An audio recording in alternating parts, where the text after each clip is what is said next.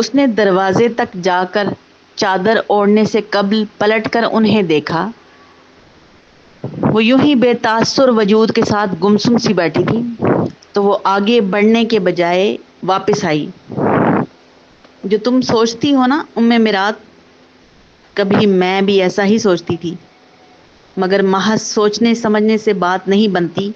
اگر ہماری یا ان کی اس خواہش کو عمل پذیر ہونا ہوتا تو ابھی پرسوں میں نے زرشبی سے اس رشتے سے متعلق رائے لی تھی، مگر انہوں نے تو اشارتاً بھی کوئی پیغام نہیں دیا۔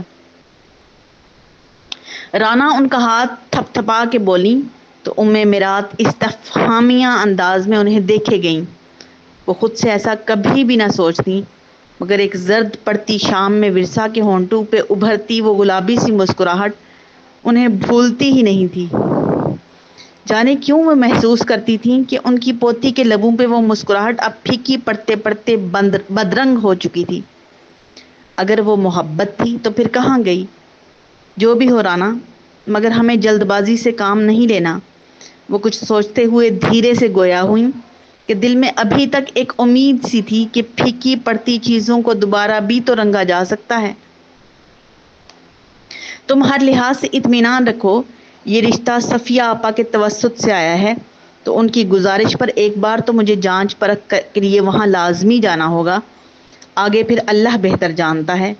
وہ اسے تسلی دے کر چادر اوڑھتے ہوئے باہر آ گئی۔ باہر آتے ہی وہ ورثا کی تیاری دیکھ کر ٹھٹکی۔ ایک تو یہ تمہاری تیاریاں میری سمجھ سے باہر ہیں، انہوں نے تیوری چڑھائی۔ بہرحال تم میری واپسی تک کہیں بھی نہیں جا رہی ہو، سمجھی؟ رانا کبھی کبھار اس پر حکم چلا لیا کرتی تھی۔ یہ سراسر ناانصافی ہے رانا۔ وہ جب حکم عدولی نہیں کر سکتی تھی تو سرنڈر کرنے سے قبل ہر ادب لحاظ بھول جاتی تھی۔ میرا کل کا دن بھی ان سرپرائز وزٹ پر آئے مہمانوں کی وجہ سے برباد ہو گیا تھا۔ ویسے بھی اتنی جلدی مت مچائیں کہ ہم لڑکی والوں کو سوچ بچار کی مہلت درکار ہوتی ہے یا نہیں۔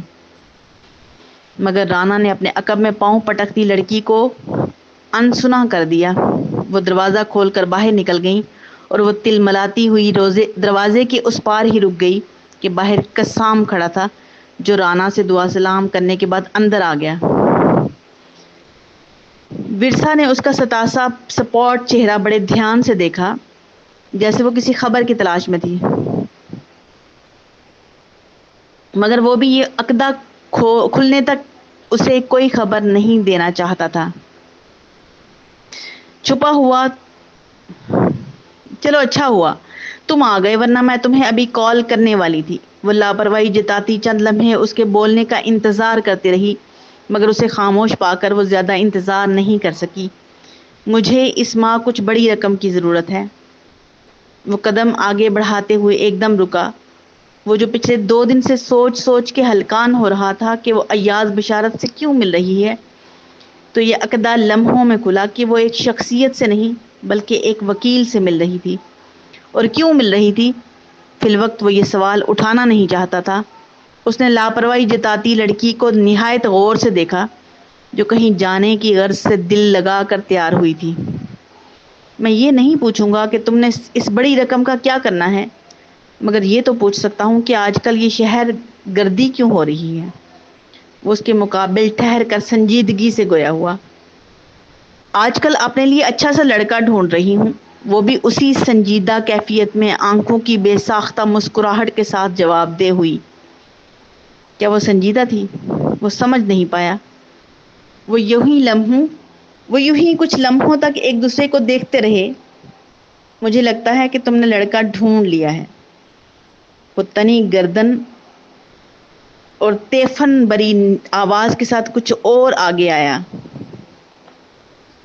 ہاں، جب اسے تلاشا تھا تب وہ میری حفاظت کرنے والا، مجھ پر مر مٹنے والا ایک لڑکا تھا۔ پھر ایک دن اس نے میری وحشت زدہ دستک پر دروازہ نہیں کھولا تو میں نے اسی دن جان لیا تھا کہ مجھ پر مر مٹنے والا وہ لڑکا اب سود و زیاں کا حساب کتاب رکھنے والا مرد بن چکا ہے۔ وہ اس وقت مسکرانا نہیں چاہتی تھی، لیکن وہ ایک تڑخ جیسی آواز پر مسکرانے پر مجبور ہوئی۔ سامنے کھڑے شخص کی گردن میں پڑا سریا تڑخ سے ٹوٹا وہ سر جھکانے پر مجبور ہوا۔ کون سا لمحہ ہوتا ہے جب مرد ایک عورت کے سامنے سر جھکا لیتا ہے؟ قسام، عورت بھی وہ جسے وہ چاہنے کا دعوے دار بھی ہو۔ وہ بکھر بکھر کے بولی۔ پوتی کی اس بات کا جواب کمرے میں حق تک بیٹھی میرات کے پاس تھا۔ تم نے مرد ہو کر سر جھکا لیا ہے۔ بالکل یہی جملہ میرات نے بھی اسی طرح بکھر بکھر کے ادا کیا تھا۔